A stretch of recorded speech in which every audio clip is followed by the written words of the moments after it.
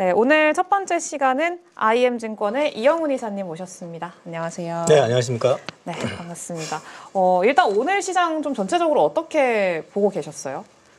저는 당분간은 크게 급등락 없으면 계속 종목장 될 것 같다. 그건 아마 작년 12월부터 제가 이제 스마트머니 유입되는 거 지켜봐야 되고 유입이 되면 본격적으로 종목장이 될 가능성이 있기 때문에 종목 찾아야 된다는 얘기를 말씀을 드렸었고요. 네.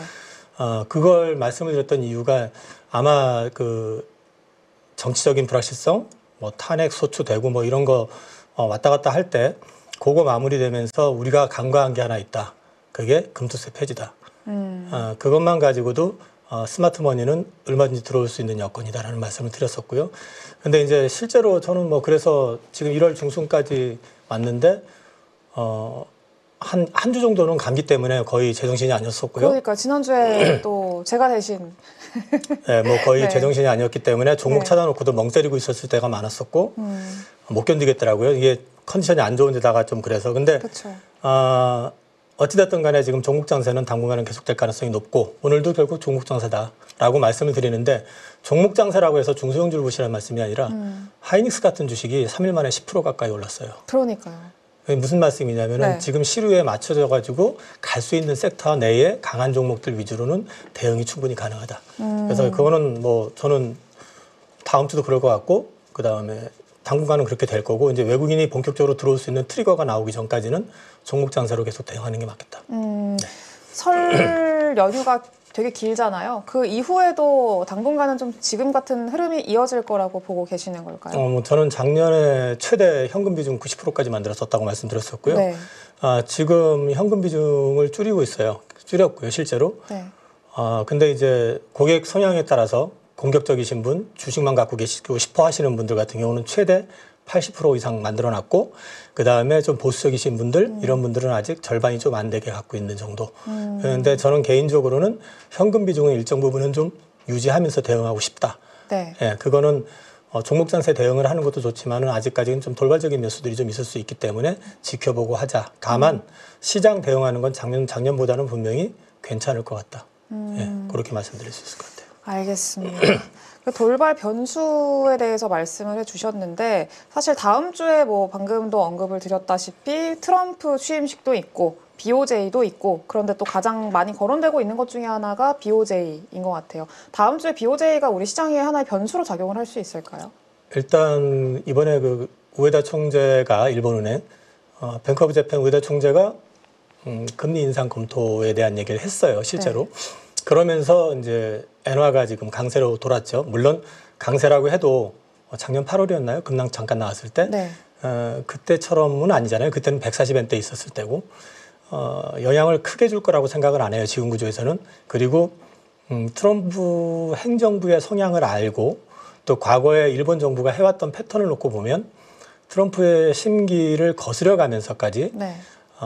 자기네들이 필요하다고 마구잡이로 독자 노선을 취할 것 같지는 않기 때문에 금리 인상을 하면 단기적으로는 살짝 놀랄 수는 있을 것 같지만 시장 충격은 예전 같지는 않을 거다.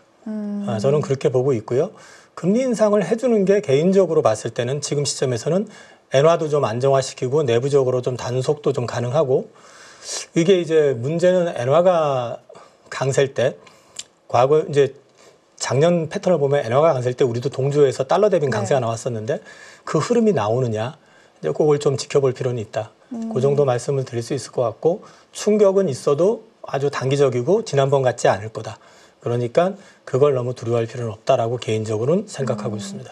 근데 이번에 금리 인상을 안 하고 3월 달에 금리 인상을 할 것 같다라는 전망이 사실 좀 우세하기는 한 상황이었었거든요. 근데 우리나라도 인하를 할 거라고 예상을 했었는데 동결을 했잖아요. 이번에도 조금 달라질 수도 있을까요? 우리나라는 동결할 수밖에 없었다고 생각을 하고요. 그건 이제 작년 연말에 계엄령 선포되고 그날 저녁에 제가 밤샜다고 말씀을 드렸을 거예요. 그때. 그러면서 봤을 때 최대 원화가 1,446원, 1,393원 4원에서 약 50원 정도가 올랐었습니다. 그리고 지금도 보시면 환율 흐름 자체가 여전히 약간 통제가 있는 느낌이에요. 자유롭진 않다. 그런 흐름이기 때문에 이게 만약에 이번에 금리 인하를 했었으면 국장이 국장이 아니라 국내 환율 자체가 또 충격을 받았을 가능성도 있고요. 네. 그리고 안 했지만 결국은 국고채 금리나 이런 거 다 떨어졌거든요. 그리고 막상 한다 하더라도 문제는 지금 그 내수 경기가 완전히 죽어 있잖아요. 그러면 실수요자들, 대출 받은 실수요자들의 금리를 낮춰줘야 되는데 그건 또 별개로 안 떨어지고 있단 말이에요. 지금 뭐 대출 억제 정책이나 뭐 이런 것들 때문에. 그럼 사실 별 의미 없는 짓을 하는 거였거든요. 그렇기 때문에 이번에 안 하고 넘어가는 건 당연한데 BOJ 같은 경우는 지금 이제 딜레마는 뭐냐면 이번에 안 한다 그러면 또다시 160엔을 터치할 가능성도 있어요. 그리고 또 한 가지는 미국이 금리 인하와 관련해서 지금 뭐 안 한다부터 시작해서 한 번이다. 오늘은 뭐 그 크리스토퍼 월러 같은 경우는 뭐 3-4번도 가능하다 이런 얘기를 했는데 네. 빠르면 3월에 나올 수도 있다는 시각도 있거든요. 그럼 또 한 번 실기할 가능성도 있기 때문에 전 개인적으로는 BOJ는 이번에 금리 인상을 하는 게 맞지 않나 싶어요. 네. 하는 게 맞고 그리고 만약에 해서 시장이 놀란다 하더라도 이전만큼의 충격은 없을 거기 때문에 저는 그건 기회일 가능성이 있다. 기회일 가능성. 알겠습니다. 그러면 이건 어떨까요? 트럼프 취임식 때 이제 다음 주가 예정이 20일이죠. 다음 주에 예정이 돼 있는데 뭐 그 당일날에 많은 행정 명령을 할 거라는 또 시장의 어떤 예상들이 좀 있어요. 이 이후에 좀 우리 예상을 좀 해보면은 어떤 내용들이 나올까요? 뭐 한 300개가 준비되어 있다고 하더라고요. 네. 머리도 좋죠. 300개를 어떻게 만들어낼지 모르겠는데 네. 저는 그중에서 우리나라하고 이제 직접 관련되어 있는 거는 아무래도 인플레를 촉발할 가능성이 있는 이슈들도 있잖아요. 네. 그러면 또 금리 인상 리스크가 또 부각될 수 있는 게 예를 들어서 불법 이민자 이제 처리 문제 그런 게 나올 수 있을 거고 우리나라 산업으로 놓고 얘기하면은 2차 전지 관련해 가지고 보조금 관련한 이슈라든지 연비 규제를 갖다가 완화 내진 철폐 가능성 그다음에 이제 또 보조금 외에 AMPC라고 해가지고 이제 세금 공제해 주는 거 네. 그동안 루머 돌았었던 2차 전지 관련된 노이즈들 이게 어떻게 진행이 될 것이냐 이제 요게 있을 수 있고 오늘인가 보니까 SKC가 그 정부 보조금 받았잖아요. 또 네. 1억 불 정도 못 받을까봐 좀 조마조마했었는데 그 빨리 서둘러서 주는 이유가 있잖아요. 그러니까 이제 실제로 트럼프가 공언했었던 것처럼 갈 것이냐 하는 부분들 이제 지원과 관련돼 있는 이런 부분들이 있을 수 있고 우리한테 그나마 좀 우호적이라고 할 수 있는 거는 그 우호적이라고 하면 좀 이상한데 화석연료 관련돼서 제안했던 거 풀어주면서 LNG 관련된 부분들을 갖다 좀 많이 완화시켜 줄 가능성들 그런 것들이 좀 있을 수 있고 그 다음에 이제 뭐 코인 관련해 가지고 이걸 전략 비축 쪽의 어떤 요소로서 지정을 해줄 것이냐 이런 것들이 변수가 될 수 있을 것 같은데 이번 주 초에 이제 트럼프 취임하고 나면 뭐 금리가 어떻게 될 것 같냐 물어보시길래 이거는 뭐 경제학적인 관점이나 이런 관점에서 얘기할 수 있는 게 아니다. 솔직히 나는 돼봐야지 알 것 같다라고 말씀을 드렸거든요. 네. 이번에도 연준 뭐 윗사람들 알아서 또 물러났고 한 사람은 마이클 바 같은 경우는 그다음에 이제 크리스토퍼 월러가 금리나 세게 하는 거 봐서는 의장을 노리는 거 아닌가 하는 그런 생각도 좀 들고요. 그다음에 이제 트럼프 행정부 내에서는 이미 그 수장 교체하는 거나 이런 것들에 대해서 얘기가 지금 진행되고 있다고 하잖아요. 네. 그렇기 때문에 이거를 갖다 우리가 뭐 어떻게 될 거다 예상하는 부분이 과연 어떻게 맞을까 틀릴까 이걸 보는 것보다는 지금은 지켜봐야 될 것 같고 오히려 저는 취임하고 나서 행정명령 이런 것들 나왔을 때 우리가 걱정했던 것처럼 2차 전지라든지 이런 보조금 관련된 부분이 생각처럼 그렇게 강하지 않으면 의외로 또 우리한테 나쁘지 않게 작용할 가능성도 있다. 그리고 이제 보편관세 얘기했었던 거 네. 슬쩍 또 떠봤었잖아요. 네. 그때 월스트리트 어디에 떠봤었죠? 월스트리트 저널인가 떠봤었는데 단계적인 얘기들을 처음엔 자기는 그런 거 없다고 얘기했다가 단계적 관세 부과하는 거, 그러니까 이게 이제 소위 말해서 시장 충격 덜 주고 뭐 그거에 시장 반응하는 거 봤을 테니까 트럼프 행정부 내에서도 결국은 관세라는 거는 협상의 도구라는 얘기를 했었던 걸 봐서는 그거 역시도 어쩌면 네. 우리가 너무 지나치게 과하게 우려하고 있는 거 아닌가 그런 것들에 대한 판단들을 보면 지금 트럼프 때문에 다들 걱정하고 있는 게 네. 의외로 또 갑자기 풀릴 가능성도 있다. 그래서 마냥 부정적으로 보실 필요는 없다. 그렇다고 해서 풀로 지금 현금을 다 쓰기는 여전히 불확실하기 때문에 네. 그래도 현금은 일정 부분 유지하는 게 좋을 것 같다. 그러면 지금 사실 바이든 지금 현재 대통령이 이 트럼프 취임하기 전에 되게 빠르게 반도체도 그렇고 지금 이번 SKC도 마찬가지고 보조금을 되게 빨리 지급을 하고 있는 상황이잖아요. 근데 이 보조금을 트럼프 취임하고 나서 다시 뭐 뺏을 수도 있다. 막 이런 얘기들도 나오기는 하거든요. 이거 트럼프가 또 이제 워낙에 변동성이 또 심한 인물이기 때문에 그럴 가능성도 배제할 수는 없다라고 하는데 그거에 대해서는 좀 어떻게 생각하세요? 줬다 뺐으면 그거 문제 될걸요. 그렇죠. 그러니까 준 거는 뺏지 못할 거고 이제 새로 이제 아직 안 줬던 거에 대해서 좀 조절을 할 가능성은 분명히 있겠죠. 그래서 이제 그런 걸 불확실성이라고 하는 거고요. 지금 보면은 2차 전지 업체 셀 업체들 같은 경우는 이제 AMPC 관련해서 실제로 올해부터 이제 확 늘어나거든요. 뭐 LG엔솔도 그렇고 SDI도 그렇고 또 내년에 보면 SK 이노베이션 같은 경우는 문제는 또 내년에 굉장히 크게 늘어나요. 근데 이런 부분들에 대해서 만약에 조정이 좀 들어간다 뭐 이렇게 되면 또 딜레마가 생길 수 있겠죠. 근데 그거는 뭐 앞서도 말씀을 드렸지만 그 양반이 알지 우리가 알 수 있는 내용은 아니잖아요. 네. 그러니까 어차피 그건 지켜봐야 될 것 같아요. 그냥 일단 지켜보자. 알겠습니다. 그러면은 좀 크게 걱정하실 필요는 없다라고 말씀을 해 주셨는데, 오히려 국채 금리, 지금 제일 걱정하고 있는 게 또 국채 금리의 영향, 이런 것들이잖아요. 트럼프가 취임하고 나면은 국채 금리가 오히려 안정세를 찾아 나갈 수도 있다라는 전망들도 있거든요. 그것도 동의를 하시는 부분일까요? 그 앞서 말씀드렸듯이, 네. 재반 정책과 관련돼 있는 거 연결돼 있는 것들은 네. 지금 섣불리 예단하기는 좀 어려워요. 트럼프가 지금 제시했던 공약 내용대로 100% 하게 되면 다 이게 인플레를 촉발할 가능성이 높은 얘기들이거든요. 그런데 오늘 어제였나요? 베셋이었나? 갑자기 그 재무장관 지정된 사람? 베센트. 네.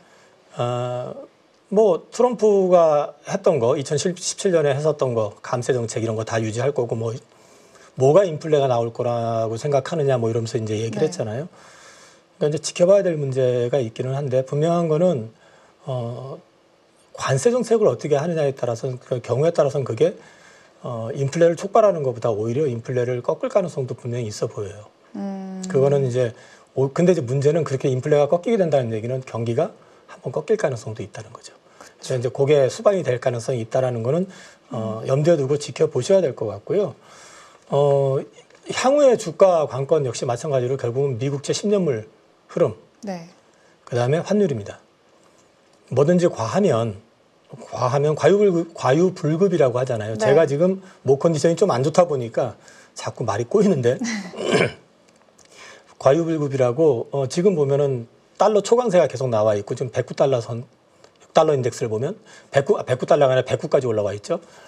그런데 이제 이런 부분들 때문에 사실 미국도 삐걱거리는 측면이 분명히 있거든요. 그런데 올해 들어와서 우리 국장도 뭐 반등을 하고 좋지만은 유럽도 지금 박살났던 게 지금 고개를 들고 있어요. 그리고 이제 일본 같은 경우도 지금 최근에 보면은 서서히 좀 고개를 드는 모양새가 있고 이 얘기는 뭐냐면은 트럼프가 당선이 된다고 해가지고 모든 것이 다 네. 또 재작년처럼 미국 일변도로 가느냐? 그렇지 않을 수도 있다. 그리고 트럼프가 지금 근본적으로 하고 싶어 하는 거는 그 전에 제가 한번 말씀드렸지만 궁극적인 자기의 최대 욕심은 노벨 평화상일 거고 네. 그 다음에 또 한 가지는 이제 대통령으로서 자기가 이름을 남기고 싶어 한다 그러면 미국의 전반적인 구조적인 어떤 개혁 그러면서 이제 좀 정부를 슬림화하고 그 다음에 이제 효율성을 좀 높여가고 뭐 그런 것들에 대한 이제 고민들을 좀 하고 있을 거라고 보고 있기 때문에 그게 이게 금리에 있어서 플러스 요인이 될 수도 있고 마이너스 요인이 될 수도 있는 거거든요. 그래서 네. 이제 그런 부분들은 앞으로 좀 지켜보면서 대응을 해야지 우리가 먼저 네. 선제적으로 예단하기는 좀 변수가 많다. 그렇죠. 네, 그렇게 말씀을 드릴 수 있을 네. 것 같아요. 결국에는 지나봐야 아는 거고 그때 맞춰서 대응을 하면은 된다. 우리 시장도 좀 그렇게 생각을 해야 될 것 같습니다. 그래서 우리 당분간의 우리 증시 같은 경우에는 계속해서 종목 장세 좀 예상을 하고 계셨고 그 안에서 선택을 좀 해야 될 것 같은데 오늘 같은 경우에는 전력, 전선 요쪽들이 상당히 좋았어요. 특히 빅테크 기업들이 LS 기업 쪽으로 이제 또 뭐 러브콜을 보내고 있다. 뭐 이런 뉴스 기사들이 보도가 되면서 상당히 강했었는데 이 원인은 좀 뭐라고 생각을 해야 될까요? 사실 미국의 전력난에 처했던 거는 꽤 오래됐어요. 네. 조용했었다가 갑자기 AI를 키우겠다. 뭐 이러면서 근본적인 변화를 지금 모색을 하다 보니까 전력이 없는데 또 그 짓을 한다고 하니 할 수 있는 거 다 한 게 바이든 때는 그린 에너지 쪽으로 집중적으로 들어갔었던 거고요. 트럼프 같은 경우는 당연히 화석연료 쪽을 다시 살려내려고 할 거고 네.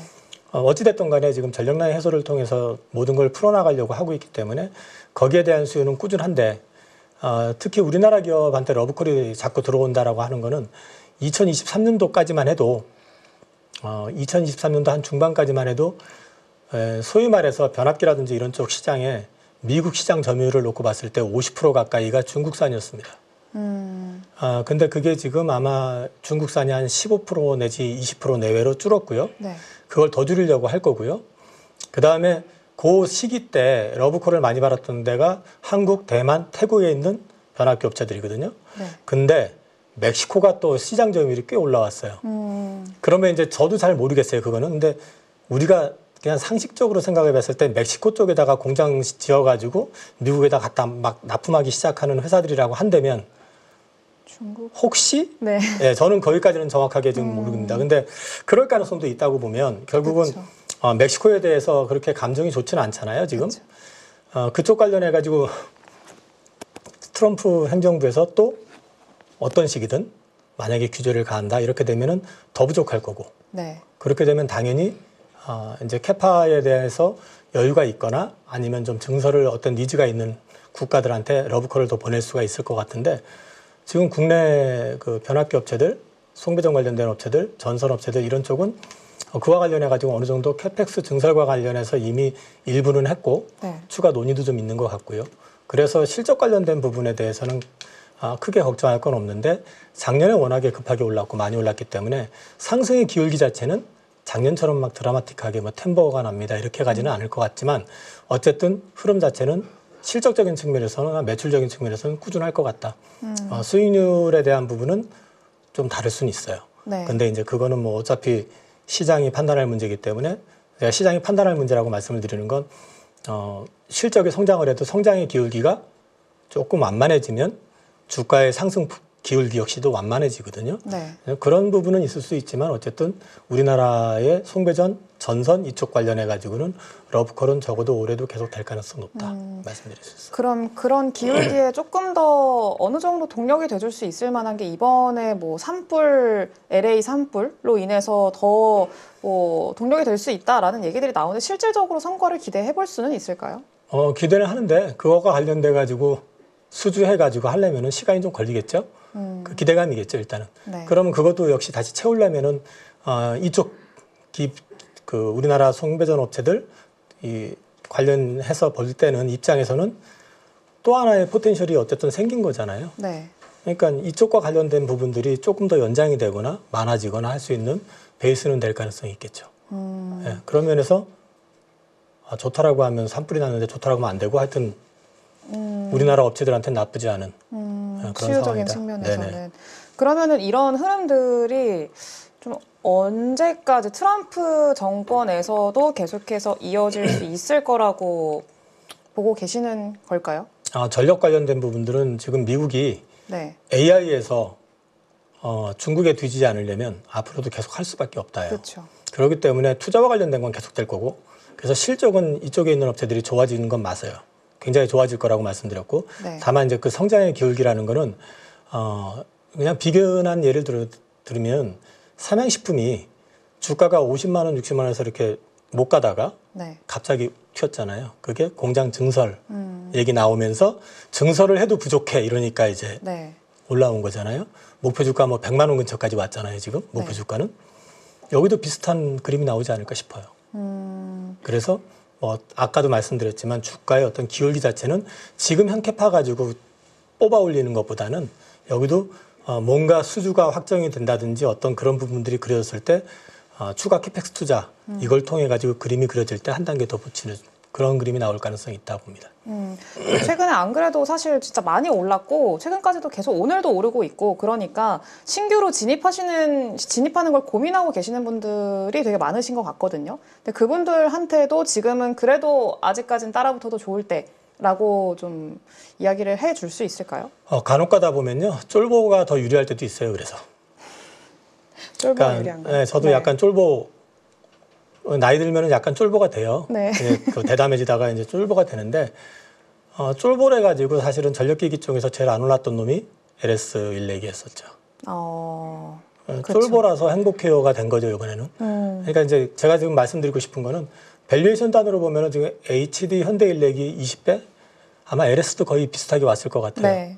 그러면 이제 이런 것들 밸류에이션 계속 추적하고 계시다가 어느 시점에서 좀 눌리면 담아가시는 전략을 가져가시는데 제가 계속 말씀드리는데도 실제로 보면은 그렇게 안 하시는 분들이 태반이긴 하지만 저는 포트폴리오 전략을 철저하게 구사하고 있거든요. 네. 이 주식을 갖다 올인하실 필요는 없다. 음. 더 좋은 데도 많은데. 더 좋은 데도 많은데 하면 이상한가요? 하여튼 좋은 데도 많은데. 네. 그러니까 좀 포트폴리오 전략으로 가져가시면서 올해 업종 가운데서 괜찮아 보이는 섹터 이런 쪽에 그 핵심주 내지는 자기가 봤던 주식들을 갖다가 전략적으로 좀 분산을 좀 해가면서 현금 일정 부분 갖고 있다가 어느 쪽이 좀 강해지면 그쪽으로 좀 비중을 실어주고 이런 식으로 대응을 해나가시는 것도 나쁘지 않을 것 같습니다.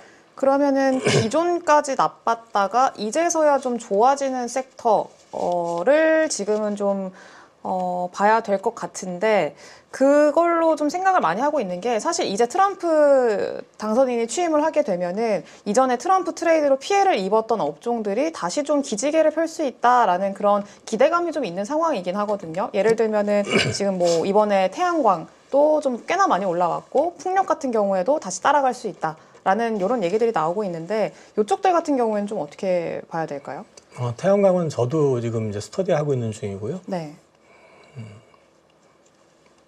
뭐라고 해야 되죠? 그 오리지널 태양광 업체들은 지금 이미 주가가 튀었죠. 네. 근데 이제 하나솔루션이나 이런 화학이 걸쳐 있는 애들은 좀 이제 버벅거리고 있는데 전반적인 업황은 어쨌든 중국산은 지금 배제가 된 상태잖아요. 네. 그러면은 이제 이쪽 그래가지고 작년 하반기 때 엄청나게 많이 땡겼단 말이에요. 걔네들이 자기들 필요한 거 폴리실리콘부터 시작해서. 그러니까 이제 이런 부분들이 어느 정도 재고 소진이 좀 나오는 상황일 테니까 이쪽과 관련돼 있는 섹터 가운데서는 태양광 비중이 좀 많은 그러면서 미국 비중이 좀 높은 쪽은 여전히 긍정적이 될 가능성이 높아 보이고 풍력은 저도 한 2, 3년 전, 2년 전, 3년 전까지는 좋게 봤었는데 네. 이번에 트럼프가 얘기했던 거 보면은 희한하게 풍력은 너무 싫어하더라고요. 그러니까요. 근데 그 얘기가 그런 얘기가 있어요. 그 풍력이 그게 돌아갈 때 새들을 많이 죽인다. 그래서 트럼프 당선인이 새를 좋아해서 풍력을 싫어한다. 이런 얘기가 있더라고요. 지금 요즘 풍력은 육상 풍력보단 해상 풍력이 많아요. 네. 새들 갈매기 근처에도 안 가요. 이제 그거보다는 네. 사실 이제 제가 들었던 거는 트럼프가 과거에 그 정치하기 전에요. 풍력 발전 사업자들하고 소송해가지고 졌었대요. 그래서 좀 앙심을 품은 게 좀 있다라고 해요. 근데 지금 이유가 있었네요. 네. 뭐 그것 때문이라고 얘기 못했지만 하여튼 그런 얘기까지 찾아내더라고요. 근데 돌아보면 트럼프가 그렇게 쿨한 스타일은 아니잖아요. 그렇죠. 한번 딱 마음에 맺히면 꽁해가지고 계속 가는 스타일이잖아요. 네. 그러니까 뭐 그럴 수도 있겠다. 그러면은 저는 굳이 한대면 태양광을 할래? 풍력을 할래? 저래면 굳이. 네, 그렇게 생각을 하고 있는 거고. 그 다음에 우리나라 업종 섹터 중에서 제가 이제 연초에 지금 포트 늘려는 게 화장품하고 엔터를 좀 늘렸고요. 네. 말씀드리기 좀 조심하는데 2차 전지 관련된 섹터를 조금 편입을 하고 있어요. 근데 이제 이게 네. 행정명령에서 정말 세게 나오고 난리가 나면 한 번 충격을 맞겠지만 그렇죠. 저는 이제 그 2차 전지 작년 늦가을 정도 해가지고 추세 애매할 때 전저점 깨지면은 답 없다고 할 때 그때 상당 부분 정리했다가 요번에 다시 좀 편입을 하는 거는 그 트럼프 트레이딩의 반작용에 대한 부분들 그러니까 네. 과하게 시장이 반응한 걸 수도 있다라는 거에 일부를 좀 베팅을 했거든요. 그래서 그런 쪽은 관심 가지고 보고 있고요. 네. 근데 사실 2차 전지 같은 경우에는 아직까지 숫자가 안 나오고 있고 언제 개선이 될지는 잘 모르는 상황이잖아요. 그러니까 그거는 접근을 하시는 좀 방식이 좋아질 거라는 펀더적인 관점에서 접근을 하시는 건지 아니면은 과대 낙폭에 따른 반등, 불확실성 제거에 따른 반등 이런 쪽으로 접근을 하시는 건지. 일단 저는 좀 지나치게 과장된 측면이 있어 보인다. 그거에 충격을 받아서 많이 빠졌었던 것 같다. 하나. 두 번째는 저는 좀 섹터가 있어요. 2차 전지 내에서도. 네. 미국 시장 독점. 그러면서 이제 시장을 좀 가져갈 수 있는 섹터 그런 쪽으로 좀 투자가 들어간 거지. 2차전지 전반을 투자하고 있지는 않아요. 그 안에서도 일단은 그 안에서 이제 갈 수 있는 거 이슈가 될 만한 게 있어서 이제 2차전지는 그쪽으로 해가지고 좀 투자를 좀 해놓은 상태고요. 그러니까 지금 뭐 조선이나 전력도 그렇고 한국이 잘하는 거, 그 기업이 가장 잘하는 거, 독점적인 거, 요거를 지금 또 찾는 게 중요하겠네요. 네, 2차전지 그렇습니다. 안에서도. 네. 네, 그리고 또 궁금한 게 사실 태양광은 좀 실적이 많이 안 좋잖아요. 그리고 이게 숫자로 확인을 될지 여부도 아직까지는 불확실한 상황이고, 근데 풍력 같은 경우에는 그래도 실적이 계속 좀 찍히고 있는 상황이고, 근데 그럼에도 불구하고 주가는 많이 빠졌잖아요. 근데도 그 비교 우리를 생각을 했을 때 태양광이 더 낫다 이렇게 생각을 일단 미국의 대통령이 그렇게 싫어한다 그러면 네. 어떤 식이든 계속 딴지를 물론 소송 걸리고 난리 나겠지만 그렇게 되면 뭐 성패가 어떻게 될지 모르겠지만 일단은 그 부분보다는 저는 트럼프가 태양광을 좋아한다는 얘기까지 했었으니까 오히려 좀 지원해주는 쪽을 좀 보는 게 좋을 것 같고요. 그리고 지금 풍력은 현재로서는 저는 생각은 별로 없고, 그 다음에 풍력 투자할 때 하나 가지 아이디어는 미국에 상장되어 있는 또는 유럽에 상장되어 있는 터빈 업체들 주가 흐름을 좀 보고 판단해라. 그것들이 강하게 움직일 때 따라가는 경향이 좀 있으니까 그것들이 지금 그렇게 움직이면 별 볼 일은 없거든요. 그래서 네. 저는 뭐 아직까지는 그런 생각은 없고, 지금 주가 올랐죠. 로봇, 네. 우주. 일단 올해 신시장이 열릴 가능성들이 있어 보이기 때문에 로봇 쪽이나 우주 쪽은, 특히 우주는 아마도 스페이스X 상장 이슈가 부각이 될 가능성이 있고, 로봇 같은 경우는 이미 이제 양산하고 상용화 관련해 가지고 테슬라도 얘기했고, 그다음에 얼마 전에 엔비디아 젠슨왕도 얘기했고, 네. 이쪽 시장의 개화와 관련된 거. 근데 이제 우리나라 로봇 업체들은 사실상 휴머노이드하고는 별 상관없는 회사들이 태반이기 때문에 그 딜레마는 있는데, 그 안에서도 찾아보시면 그래도 괜찮아 보이는 건 있더라. 그래서 이제 그런 쪽은 단순 테마 말고 좀 가져갈 수 있는 것들은 관심 가져보실 만한데, 저는 개인적으로 먼저 또 하나 더 말씀드리면, 저 개인적으로는 협동 로봇 네. 뭐 이런 쪽은 별로. 네. 별로. 그렇죠. 네, 지금 사실 중국이 더 잘하지 않나요? 지금 압도적입니다. 알겠습니다. 그 안에서도 선별하는 게, 산업 내에서도 선별하는 게 지금은 또 제일 중요한 시장 아닐까 좀 그렇게 생각이 듭니다. 그래서 말씀 주신 내용들 잘 참고해서 좀 선별을 해보도록 하겠습니다. 네, 오늘 소중한 인사이트 감사합니다. 맞습니다. 여러분 지금 계좌 운영하십니까? 언제까지 물린 종목들 바라만 보실 거예요? 사실 투자라는 게 간단합니다. 올라갈 종목 잘 찾아서 매수할 자리, 매도할 자리만 여러분들이 명확하게 알고 있으면 주식 정말 쉬워집니다. 지금 보유 종목을 잘라야 할지 끌고 가야 될지 고민인 분들 많으시죠? 저도 7번 깡통을 차본 사람으로서 여러분들의 고민이 어떤 건지 다 알고 있습니다.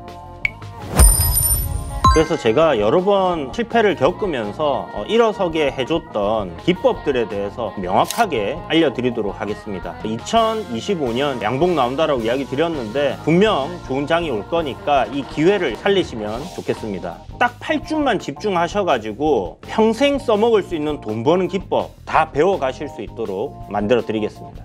제가 쓰는 실전 기법을 총 8번의 VOD 강의와 16번의 라이브 강의로 모두 담았습니다. 직접 올라갈 종목 찾으실 수 있도록 그 방법을 제가 알려드리겠습니다. 여러분 2025년 저와 함께 돈 벌어보시죠.